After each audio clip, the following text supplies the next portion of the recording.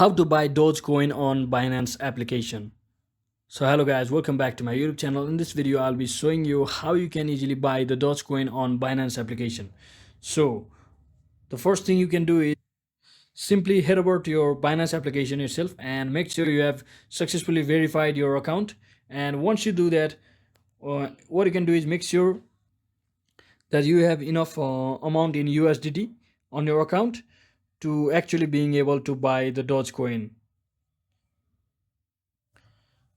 So once you have enough balance in your USDT, what you can do is you can either search it for your Dogecoin on inside here in this section, hot section. If it's more showing you like this, if it's not showing, simply click on more and you will be able to see it, as you can see, and simply click on Doge. And once from here you will be redirected to this screen where you can see the buy option. Simply click on it, and once you click on buy, you have to enter the amount in which up to which you want to buy the Doge with. So let's say I want to buy 25 Doge, which means I need to have 9.051 USDT on my account. And after that you simply click on buy Doge from over here, and it will be,